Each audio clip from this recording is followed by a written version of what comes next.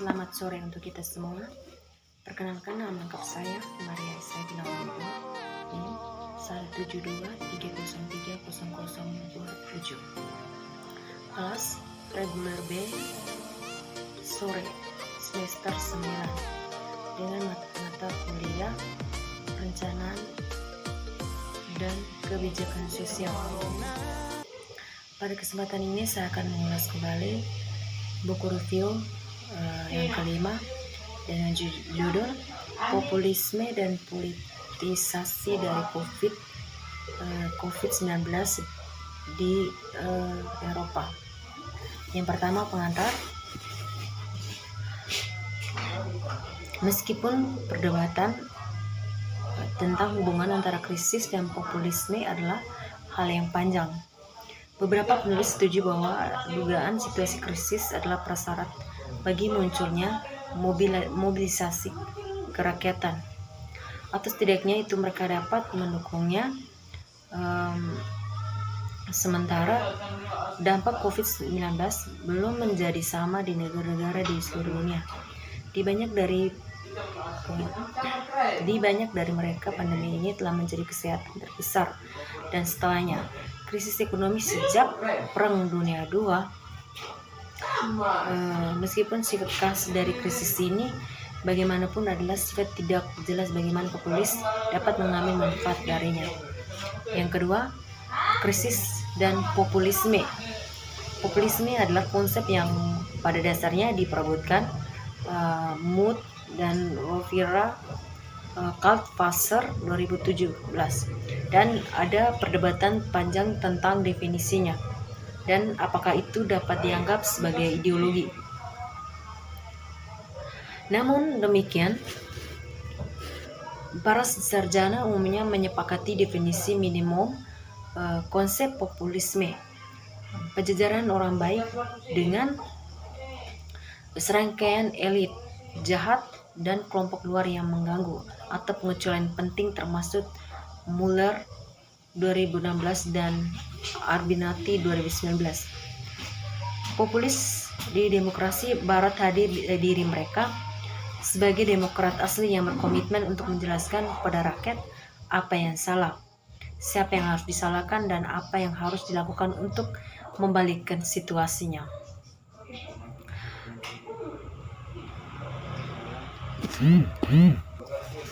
Menurut Colin Hay, pada tahun 1999, sedangkan konsep krisis adalah di mana-mana dalam pemikiran sosial dan politik, itu tetap menjadi salah satu yang paling konsep yang sulit dipahami, tidak dapat dan umumnya tidak ditentukan dalam gudang ahli teori. Dalam literatur, konsep krisis digunakan untuk menyebut kondisi, proses, dan properti yang saling tidak kompatibel. Sebagai contoh, krisis umumnya dianggap sementara, tetapi juga permanen. Mereka adalah penyimpangan satu kali dari peristiwa alami, tetapi mereka juga bisa menjadi siklus. Biasanya mereka punya solusi, tapi mereka juga bisa menjadi tidak terpecahkan.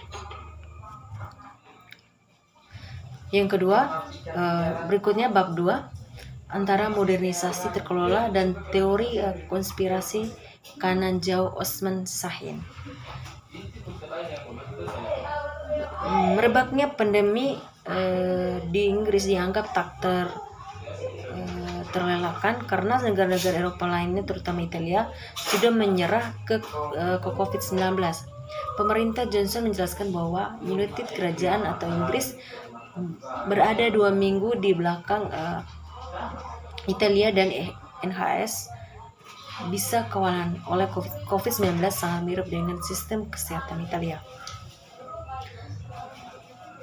Di sini ada menjelaskan tentang konteks politik. Varian Inggris dari gelombang populisme terbaru yang melanda dunia dalam beberapa dekade terakhir dapat ditelusuri kembali ke Inggris. Partai Kemerdekaan UKIP didirikan pada tahun 1993 oleh anggota dari Liga Anti-Federalis. Pada awalnya, UKIP dianggap sekelompok sempalan partai konservatif dan awalnya dirancang sebagai pihak pencari kebijakan isu tunggal yang memiliki tujuan tunggal. Pada tahun 2010, UKIP beralih menjadi partai pencari suara, terutama karena untuk sebagian besar keberadaannya sejauh ini. UKIP tidak pernah benar-benar lepas dari jajak pendapat. Partai ini dimulai dengan sedikit 1% suara pada pemilihan parlemen Eropa. Difusi COVID-19 dan tindakan politik di Inggris selama fase pertama pandemi, perhatian para publik dan media terfokus pada Italia, yang merupakan pusat gempa pertama pandemi Eropa. Ini terlepas dari kenyataan bahwa COVID-19 diagnosis di Inggris tercatat pada 31 Januari. Demikian dapat dikatakan bahwa reaksi awal publik dan otoritas negara terhadap pandemi COVID-19 agak lemah. Tidak ada karantina atau tambahan pemeriksaan keselamatan diperkenalkan untuk penumpang internasional yang datang dari Asia Tenggara atau Eropa. Pada 18 Maret, Inggris masih belum memberlakukan larangan perjalanan yang tidak penting. Berikut ada wacana populis di saat COVID-19. Nigel Farage mengambil kesempatan pandemi untuk memperjuangkan beberapa tujuan yang dipertanyakan saat menyebarkan kiasan populis sayap kanan yang mapan.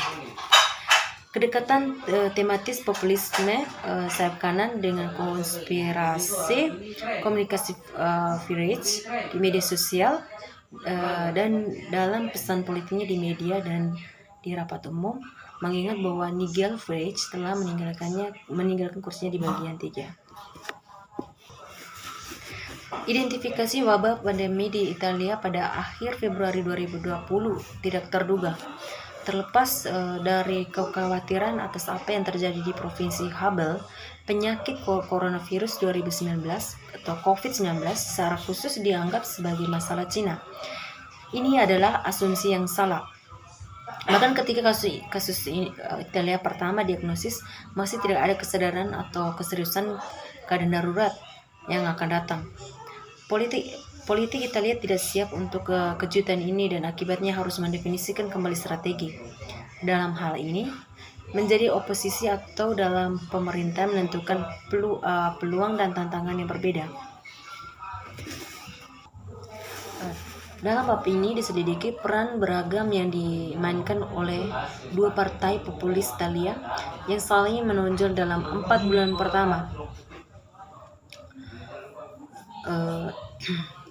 Sebagai tempat berkembang belakangnya populisnya, muncul Utara Lingue di akhir 1980-an dan performa tak terduga Berlusconi sebagai pemimpin Go to Italy. Di awal 1990-an mewakili langkah pertama dari sejarah populisme baru-baru ini di Italia.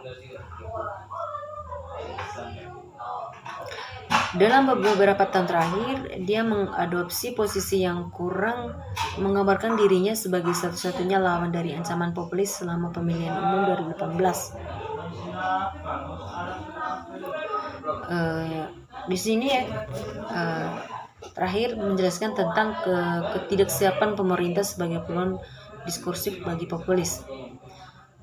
Penanganan krisis pandemi di Prancis mengikuti jalan yang sama seperti di Italia, meskipun 1 minggu kemudian identifikasi wabah di akhir Februari 2020 tidak terduga dan COVID-19 dipandang sebagai masalah Cina yang tidak dapat menimbulkan masalah bagi yang dipersiapkan dengan baik sistem kesehatan seperti Prancis.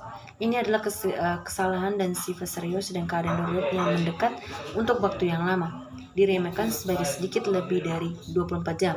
Selama berbulan-bulan pertama tahun 2020, sementara itu politik Prancis difokuskan pada reformasi pensiun atau dengan demonstrasi besar-besaran. Dan pada pemilihan lokal mendatang, direncanakan pada tahun 15 dan 22 berbaris. Di sisi kebijakan sistem kesehatan, Prancis tidak siap untuk kejutan. Tidak cukup masker wajah atau respirator atau tempat tidur darurat di rumah sakit, dan komunikasi pemerintah untuk tidak menentu atau meminta orang untuk tidak mematuhinya. Baik, sekian dan terima kasih. Sedikit ulasan video review yang ke-5.